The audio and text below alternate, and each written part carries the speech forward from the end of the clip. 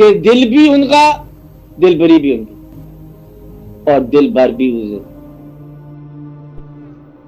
دنیا کے اندر اس طرح گزرو، یہی جنت کا مقام ہے، یہی دوزخ کا مقام ہے. یعنی کہ جنت سے ہے نہ یہاں سے گیٹ طے ہو جانے ہیں، آپ کی سیٹیں ریزرو ہو جانی ہے اپنی. جب آپ نے اس پر ظلم کیا ساتھ والے پڑوسی پر، تو پھر آپ کی ٹکٹ بدل گیا، اب آپ کا ٹکٹ نمبر 4 ادھر چلا گیا.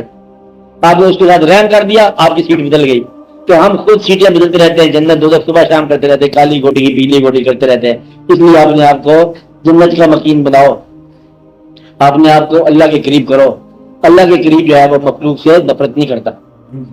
اور وہ چھوٹی سی مخلوق ساری نہیں ہے، آپ کو تعلق ہی نہیں مخلوق ساری سے، آپ کا تعلق 200 آدمی کے ساتھ.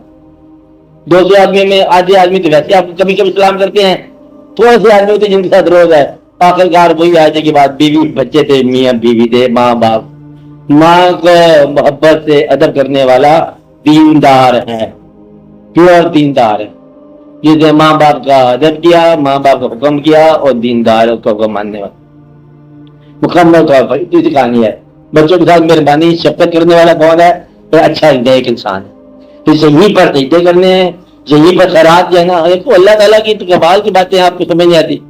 اللہ کہتا ہے کہ میں نے تمہیں رزق دیا 100 روپیہ مہینے سال رکھا، ہم یہ 2.5 روپے دے دو.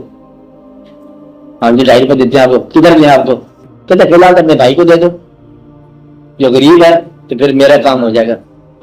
کمال کی تو 2.5 روپے ہے اللہ کا حصہ، 7 والے پوچھی جو غریب ہے، کہ اللہ کدھر ہے؟ پھر حکم اس کا کہ اس کو دے دے، یہ غریب ہے تو اس کو دے دے گا. تو گویا کہ اللہ نے آپ کو اپنے نام پر پیسہ لے کے اپنے بھائی کو دبا دیا. آپ کے بھائی کو آپ نے اپنے بھائی کو لینا ہی نہیں تھا. اللہ نے کہا میرے نام پہ دے اس کو، میں مانگ رہا ہوں تو اس پر رحم کر.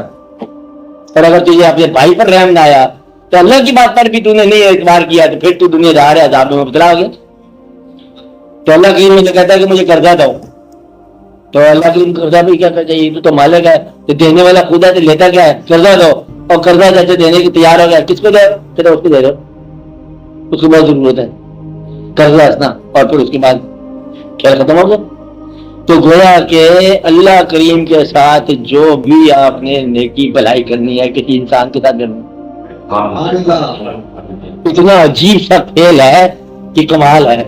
اللہ کے نام پر دینا، کسی انسان کو دینا ہے.